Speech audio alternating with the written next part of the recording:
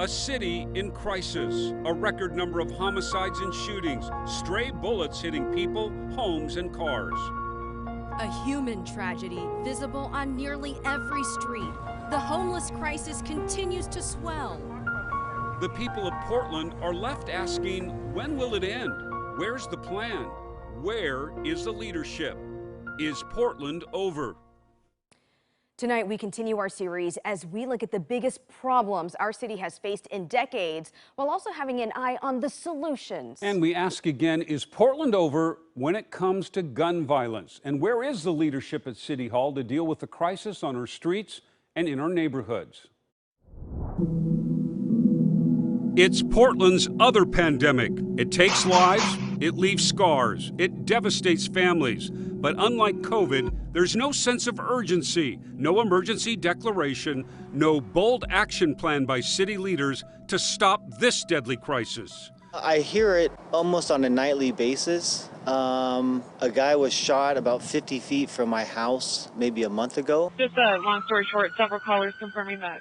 It's scary. It seems like the city's doing nothing. They wring their hands and occasionally they say, this is terrible, it's not acceptable for Portland, but they don't do anything. I don't think that they want to listen to the community or hear what the community has to say.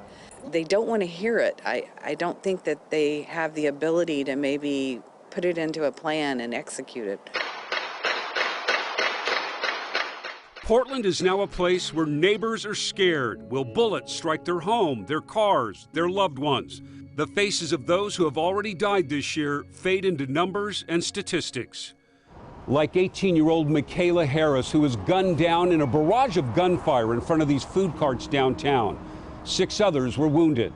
Odion and David Turner, 2 cousins killed by gunfire in an ambush-style shooting at Northeast 82nd and Milton. 4 others wounded. 25-year-old Danae Williams, killed by gunfire while sitting in a car at Northeast Deacom and MLK.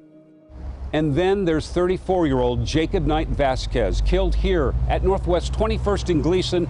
Bullets fired from the street into that pizza restaurant, killing Jacob and wounding 2 others. Priority 2 shooting at Silver Dollar, 501 Northwest 21 Avenue. I would call it an explosion of violence. Sergeant Mark Friedman supervises detectives for the Enhanced Community Safety Team, a team he admits can no longer keep the community safe. No, I've been a police officer for the last 23 years in Portland, and what we're seeing right now is unprecedented. The facts are stunning and frightening. In Portland, we are outpacing other larger West Coast cities in deadly violence. This year, Portland has had more homicides than San Diego, San Francisco, and we have nearly twice as many homicide victims as Seattle. We're not the only city to deal with a rise in the murder rate, but our murder rate has gone through the roof as we've done almost nothing but retreat from public safety. Dan Levy and Kevin Looper head up People for Portland. The nonprofit has launched a campaign to put pressure on Portland leaders to take action. Anybody tells you there's a plan right now at City Hall or at the county is lying to you. There's no plan. There is this plan. In early October, the city installed traffic barrels in neighborhoods hit hard by gun violence, calling it an innovative solution. The neighbors? Like, there's violence and shooting all over the place, and then we've been trying to make our voices heard. And once we finally get a reaction, it's traffic barrels. It makes you feel like you're not heard at all. It seems like it's something that's more of an idea that's born out of desperation than something that's going to have an effective impact on the people that live in these neighborhoods. It doesn't seem to do a whole lot. I think it's a really apt metaphor for the disconnect kind of between the city and what they think they should be doing and what people living in the neighborhood want them to do. It's almost like kind of pouring salt in a wound a little bit. Traffic barrels can't erase the fact Portland now has the highest number of shootings in its history. On a percentage basis, the highest increase than any other city in the U.S. I think we had 6,800 casings, cartridge casings that we've picked up in the city of Portland in the last 12 months. So that's 6,800 bullets that have made their way somewhere. How did we get here? What happened? Crime experts point to July of last year when the Portland City Council defunded millions of police dollars and disbanded the gun violence reduction team without a strategy or alternative plan. And in July, when we were eliminated, we instantaneously saw a massive increase in shootings, and that has not stopped. They 100% know that we're swamped right now, and they're taking advantage of the situation. We don't have enough officers right now to keep up with the number of calls coming into 911. In a poll commissioned by People for Portland, 89% of citizens support hiring more police, along with increased police reforms and training, with 96% saying the city should mandate police body cameras, something Portland city leaders have failed to agree or act on for years. Portland's the last major city in America without body cameras. And the thing that body cameras do is they hold people on both sides of the law accountable. Earlier this spring, the mayor proposed forming a new police-focused intervention team, a replacement for the gun violence reduction team. Fellow commissioners reluctantly agreed, but rejected the mayor's request for additional money to fund it. A few days later, I asked the mayor this question. Can you tell the citizens of Portland with confidence that they're safe when they see record number of officers leaving the police bureau, dollars not being spent on police, dollars actually being cut?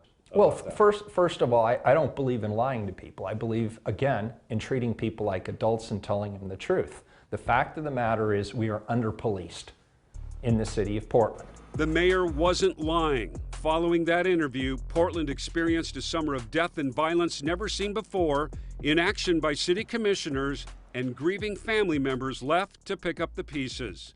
And I want to reach out to City Hall. Let's please untie the hands of our law enforcement officers. After the death of Jacob Vasquez, his brother-in-law implored city leaders to act, to do their jobs. I believe that if the proper tools were in place for our law enforcement officers, this event probably wouldn't even have happened. We got to make sure that the innocent people of Portland are protected. Are city leaders listening? They have approved several $1 million for gun violence intervention programs targeting at-risk youth, but admit results could take years, prompting this editorial response from the Oregonian. The council's long-term vision does not excuse its short-term sluggishness in facing this urgent, unyielding epidemic of violence. It's the fact that, number one, our police department is understaffed for a city of our size. Commissioner Mingus Mapps is trying to move the council out of sluggishness, proposing critical solutions. First, Portland needs more police officers.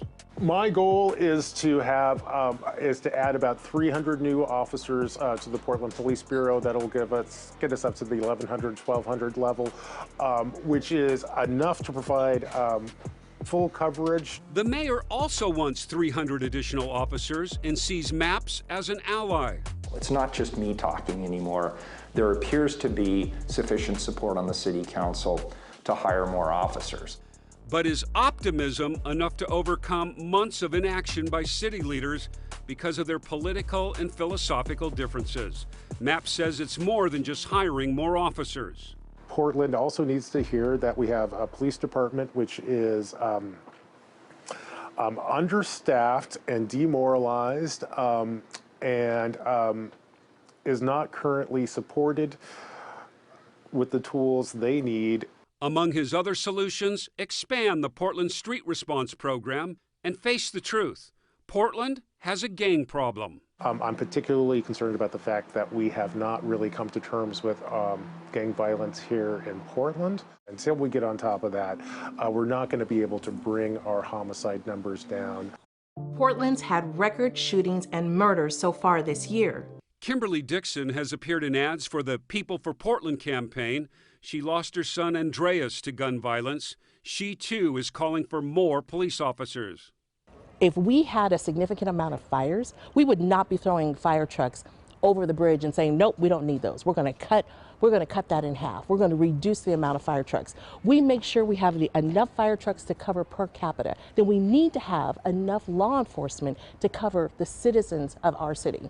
Kimberly applauds the efforts at funding intervention programs for at-risk youth targeting the root causes of gun violence, but says that's only one piece of the puzzle. We need action now. We defunded, we disbanded, but we did not reconstruct anything. So we left officers and we left this community literally out here naked without protection. Well, this young lady lost her life,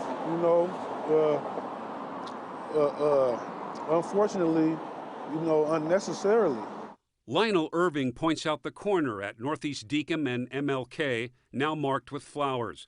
This is where 25-year-old Danae Williams was shot and killed while sitting in a car, an innocent victim of a drive-by shooting. She just was in the car. She definitely wasn't a target. Lionel spent time in prison for killing a 14-year-old boy. He was part of the gang life, a life he turned around.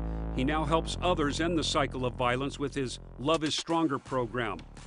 No matter what we call it, gang violence, gun violence, intercommunity violence, group violence, we got a gun violence problem. Lionel supports a much greater investment in intervention programs, but says we all deserve basic public safety.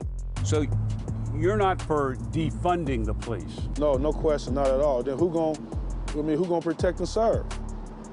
If you defund the police, who they gonna fund? Who gonna be running the streets of somebody? We have to have a law and order in some form. Is Portland over? A place where police now admit they can't provide the level of safety citizens deserve. People don't feel safe to go into the park over here to play with their kids anymore. That's powerful. It embarrasses me personally. Is Portland over when many feel a sense of sadness and despair over what we know our city can be and should be? Well, I think I feel what every black parent in Portland feels. It's terrifying. I got an 11-year-old boy and a 12-year-old boy with brown skin who, ride their bikes to school and home from school. We hear bullets on weekend nights, like Portlanders all around. I'm scared to death, and as they get older. Is Portland over when it comes to stopping the cycle of gun violence and death on our streets? This is the park you grew up in. You played here as a young girl. Yes. So there are a lot of memories here. On the morning Kimberly and I met in Alberta Park, we watched children playing nearby. Will gun violence be part of their future? This is how a park should look, filled with life. And the kids on those swings don't have a care in the world, right?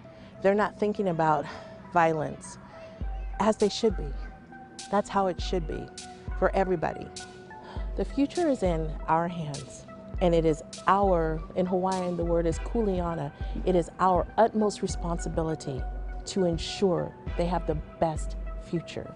A future and a past whose faces we can't forget. Just a few of the faces who have died in the last few months from the gun violence here in Portland.